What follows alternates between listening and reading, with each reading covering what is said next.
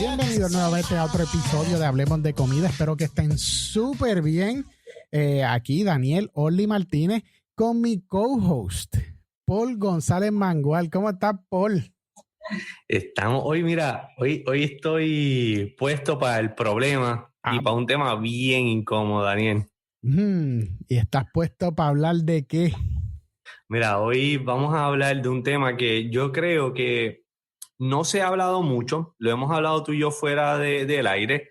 Es un tema que lo vivimos cada vez que vamos a un restaurante, un coffee shop, a una barra, lo tomamos por sentado, pero creo que la conversación hay que tenerla y hay que fomentarla alrededor de toda la industria y la gente que no son de la industria. Es el tema de la propina. Ok. Eso es algo que todos los que comemos, al final de cada cena, cada comida, sale.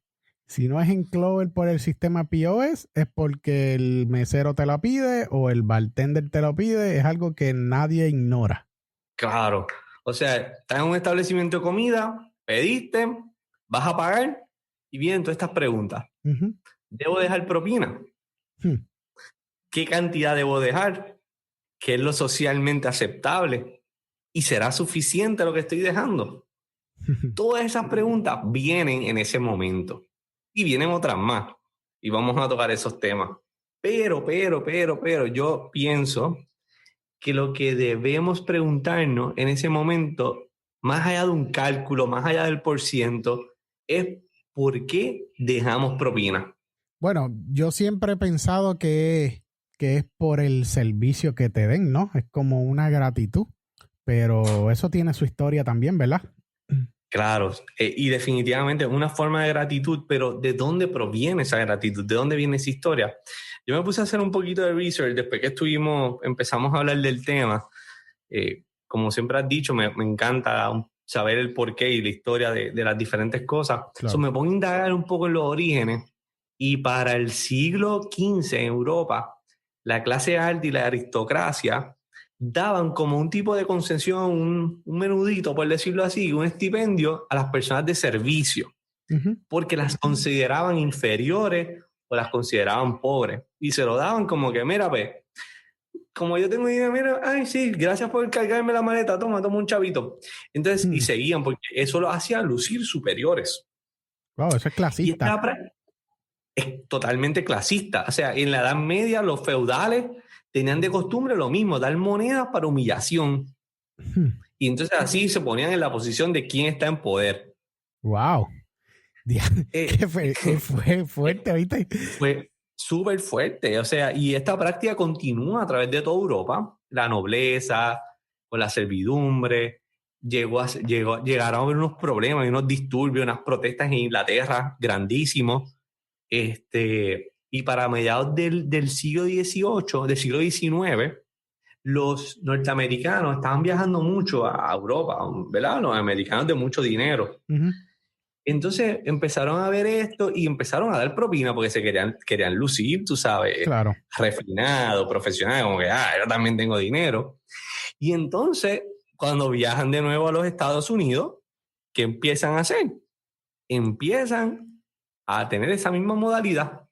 Pero eso lo aprendieron entonces, lo aprendieron en Europa, lo pudieron identificar y empezaron a hacerlo. Sí, empezaron a hacerlo.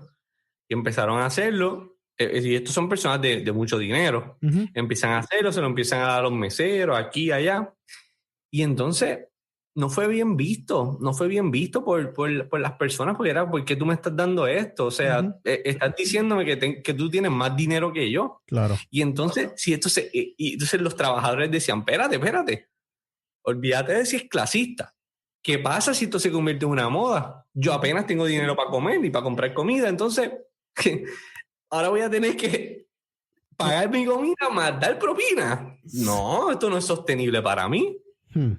Qué interesante. Entonces, mira, entonces, ¿qué pasa? Empiezan unos movimientos antipropina alrededor de Estados Unidos, en el mundo también, Y esta es la razón principal. Estos movimientos que se forman aquí, que fue a principios del siglo pasado, empiezan estos movimientos antipropina.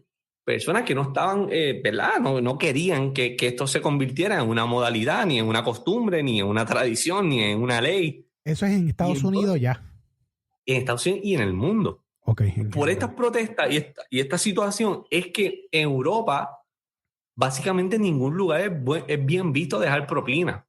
O sea, lugares como Francia lo añaden en su menú, ya está añadido. Y tienen buenas pagas.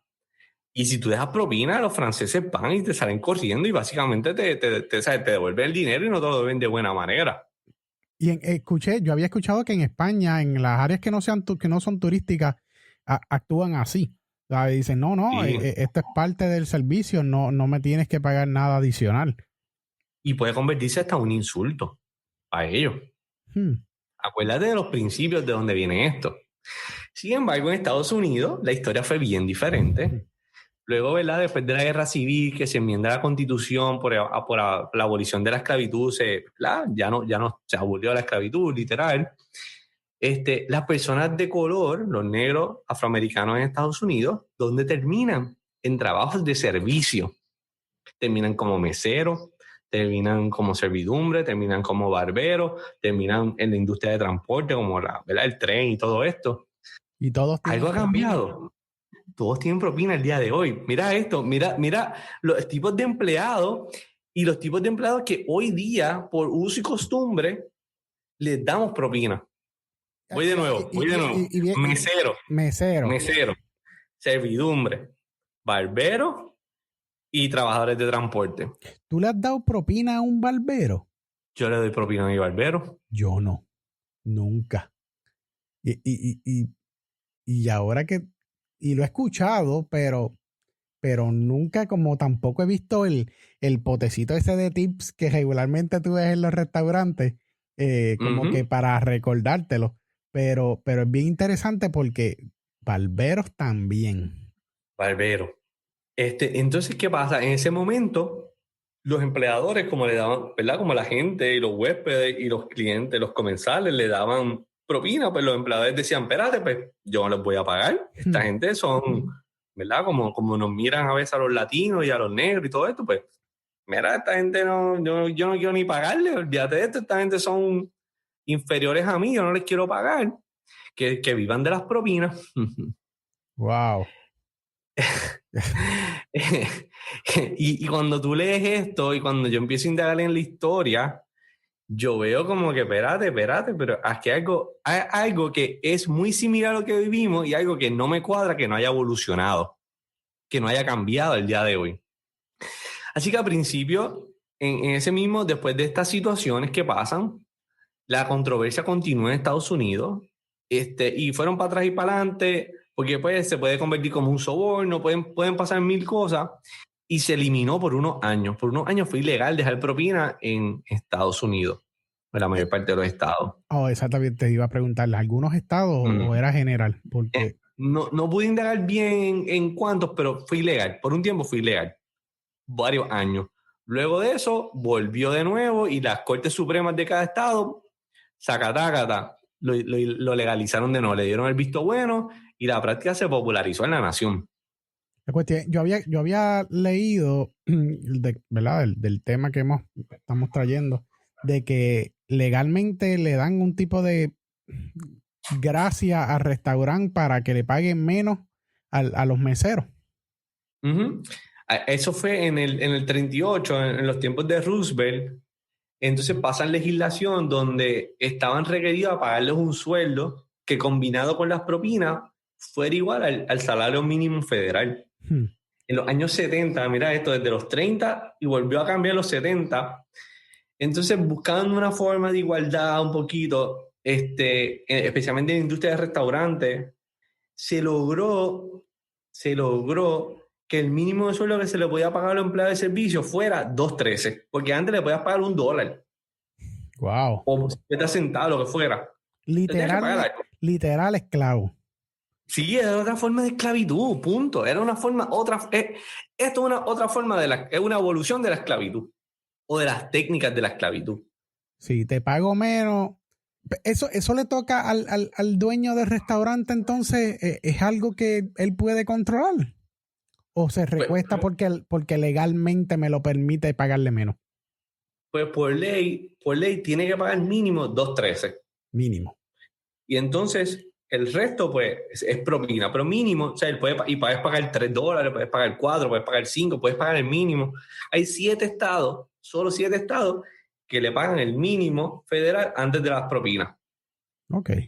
Wow. Y en Puerto Rico, es la misma estrategia, es los 2.13, pero si el empleado recibe propina, vamos a poner ejemplo, si el empleado trabaja 20 horas, le pagan a 2.13 y trabaja estas 20 horas y recibió $40 de propina, pues obviamente entre los $40 y los 2.13 por esas 20 horas, tú lo sumas y no llegas jamás y nunca a los 7.25 por hora. Un salario mínimo, ok.